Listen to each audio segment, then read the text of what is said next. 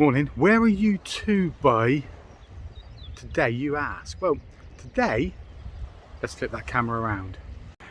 We're right across the other side of Torbay. We're at Broadsands. That can only therefore mean this.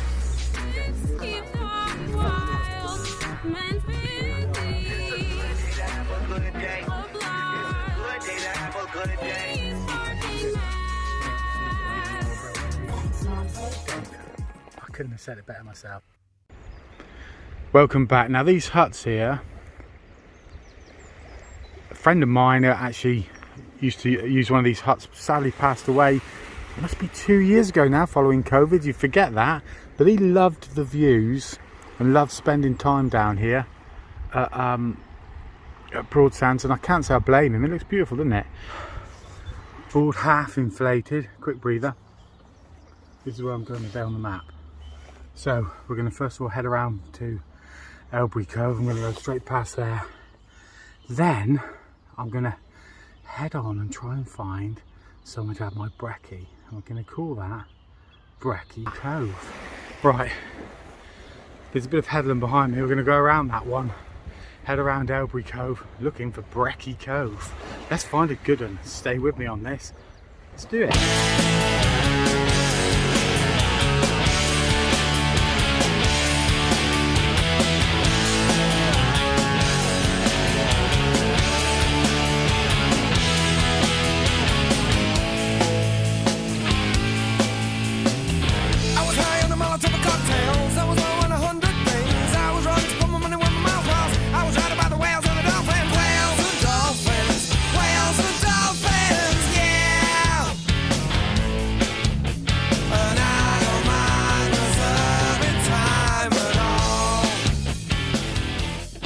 So here we are, folks, out from the Broadsands pitch and putt area.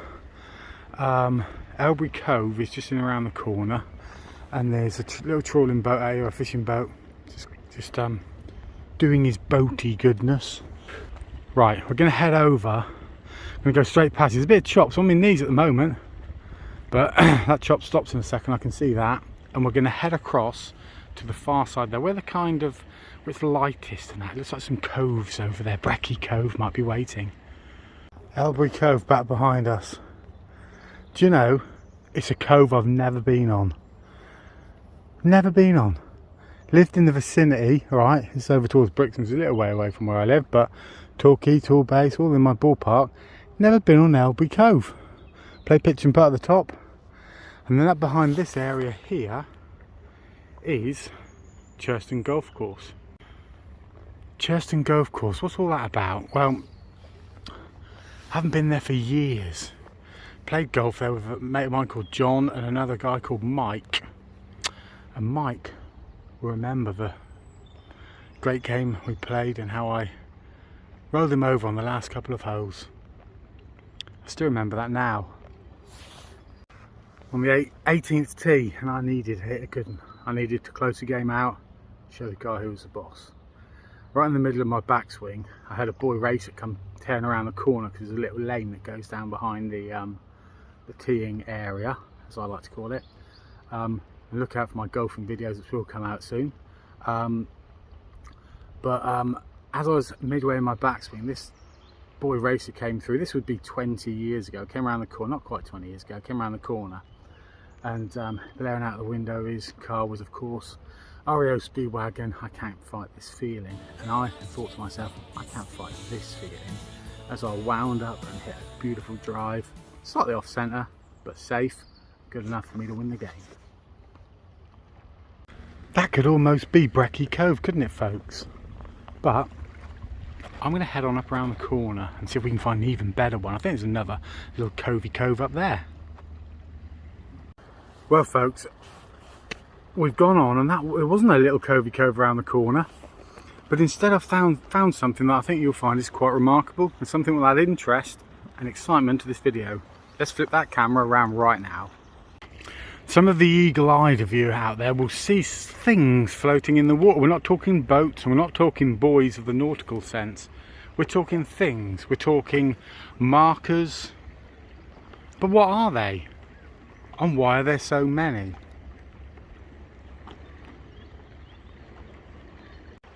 That is the question I probably get asked more than any other. What are the floating things out there?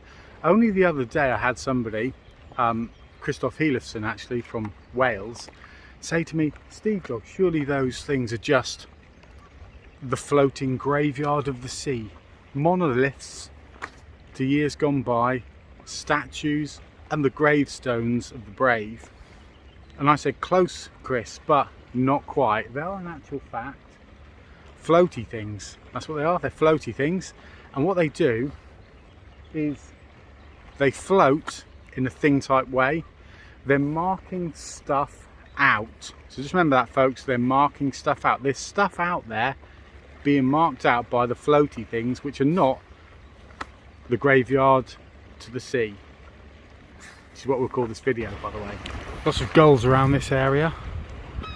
Early morning, of course. It's early morning, all early morning.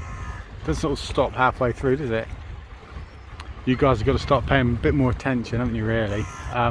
Plenty of gulls here. Herring gulls mainly. There is the odd greater blackback. And also it looks to me like there's some jackdaws up there, maybe rooks, not sure. Thought one was a jackdaw, but he sounded a bit like a rook. That's right. Birds look different, and birds also can sound different. Just a little tip there for you. I was blue by the people in the power. I was green, that's my excuse. I was yellow when I set to fight the reds, cause I knew the Paignton, black and blue, black and blue. Battered and bruised, yeah. Hold the line, just give it some time. Then call what I like and what I hate about perseverance. All what I give and what I take for perseverance. I get a lot of people say to me, Steve, what's your cure like, mate? That's what they say. They say, you know, is it fast? Is it slow? Is it light? Is it wobbly? Is it edible? I've only had 3 people ask me that. Some people have asked me, lick them? Don't lick them. They haven't asked me that. You might be able to lick them. I would not recommend licking your paddleboard. And that isn't a euphemism. Oh dear. You didn't expect that on the show, did you, folks? Tune in next week for more euphemisms, which I can hardly say. Right, what's it like on this Curate? They said, well, what's it like here? Let's have a look at the water conditions, and I'll tell you how good I am as a Joe bloke, regular geezer on the water. Let's turn it around. Well, I've taken image stabilisation off, which may or may not be a good thing, but hopefully you can see there's a fair bit of movement in the water.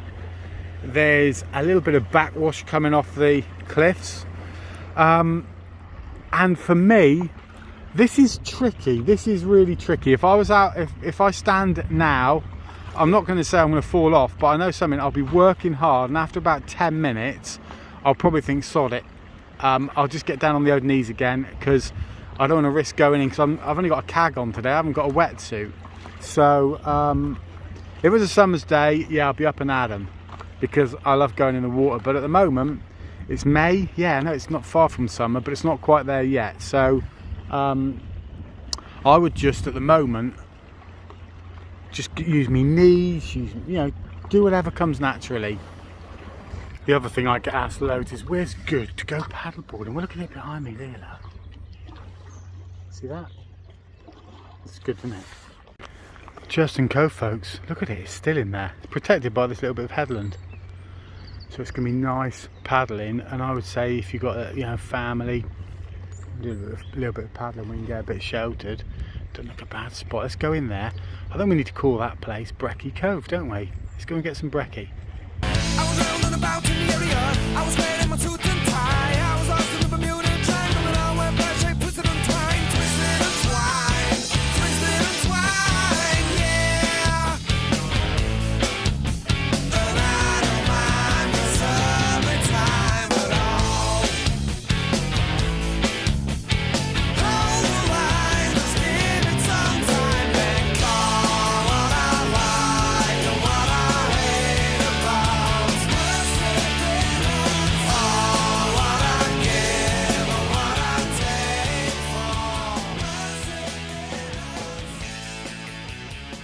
Well, it looks like, folks, I found the perfect spot in the end, and I was unsure where to go today. You know, too many options, too many choices sometimes, and maybe I overthink things. I know I do.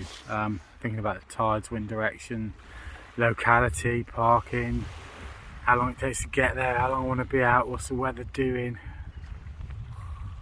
A bit tap sometimes. Anyway, we're on the beach. Got my brekkie bar. Got my water.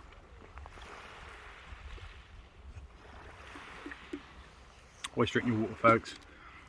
Let's show you what it's like here. So this is, that bit over there is called Paignton Cove or something. It's like a little cove off a cove. But this is Paignton Cove, so Paignton Cove of course behind me, and we're looking out towards Brixham breakwater, so I'm almost in Brixham. Going through past a few boats that were fishing and bringing up the crab pots and lobster pots and all those things, and then just come around the corner, and it's so beautiful here, and I'd imagine it will get busier in the summer. I don't know, or maybe is it a bit out of the way? Hopefully it is. But if you do come here, you know, early morning, no one else around, you're going to be in for a treat. It's just beautiful, absolutely perfect. I made the right choice. Time to head on.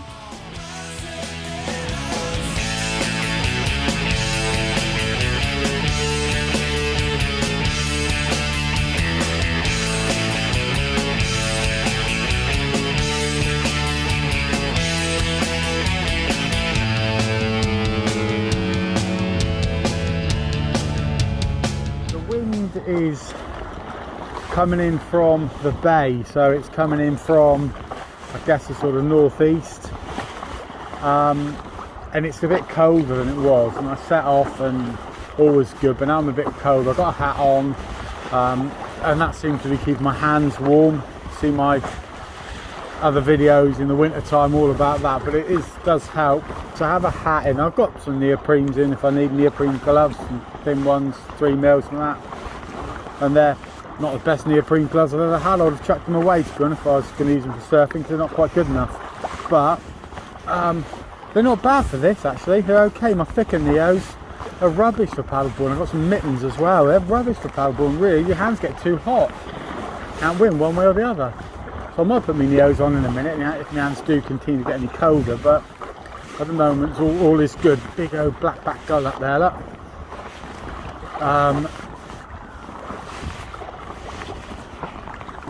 There's been sand eel in the water, which you wouldn't have been able to see. There's been the gulls, the cormorants. There hasn't been a lot else, to be fair, and I don't mind that. I mean, I think the most important thing at the moment is to give nature a bit of space, because there's going to be more and more people getting out on their paddle boards and getting in the water on canoes, whatever, because everyone's going stir crazy and they want to get out and do something. I think we're going to have a 6 month period where paddleboarding just rockets, and then it'll probably just drop away a bit, because I think you'll get a few people who just want to go out in the fair weather, and that's fair enough. But I think what people do have to do is just make sure they don't get too close to stuff, because the last thing you want to do, we're going into their home now. We wouldn't like it if they came into ours, so we've got to be really respectful, you know, keep a little bit away from them. And I know you can't always do that, but I think if you've got that in your mind, you're not in a bad place. It's about 20 past 8, I guess, and it is actually the best time of the day, believe it or not. I know people say they can get out, best time of the day is when I'm in bed, but actually it is beautiful out here, and it kind of sets you up.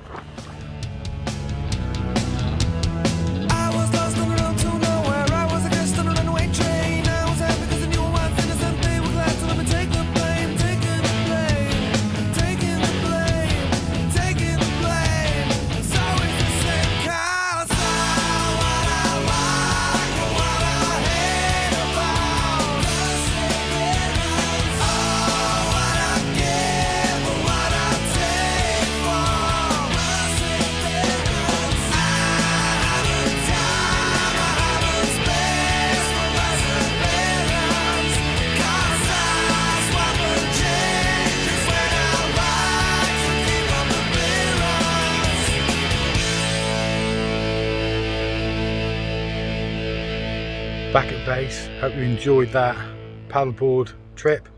Catch you guys next time on the paddleboarding, schmaddleboarding flip side. I